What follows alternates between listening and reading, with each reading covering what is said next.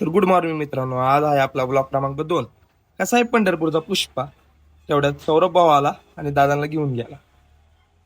सकाळ सकाळी म्हणलं डिस्को कासून घ्यावा. प्रतीक भाऊ गाठ पडलेला खूप दिवसातनं भारी वाटलं. स्वप्नील भाऊ काय टॉपचा विषय.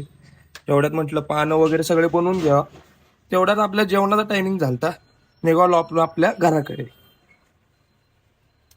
नितेश भाऊ बघा कसा दिसतोय, टॉपचा विषय. काढली आपली गाडी, निघालो घराकडं. मम्मीनं काय बनवलेलं जेवणाला माहिती आहे का, एकदम टॉपचा विषय म्हणजे मटन. मम्मी लागली इथं मालिका बघायला आमची. आपण थोडा वेळ विश्रांती करून घेतली आणि 5 वाजता निघालो आपल्या दुकानाकडे. दुकानात गेल्यावर थोडंसं आपलं काम वगैरे करून स्वच्छता वगैरे करून घेतली.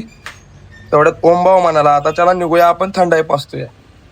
11 वाजलेले, शॉप आपण बंद केलं. ओमभाऊ म्हणल्यासारखं थंडाई पाजली ओमभाऊनं आज.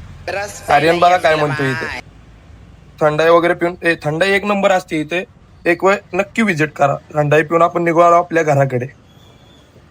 भेटूया पुढच्या ब्लॉग मध्ये.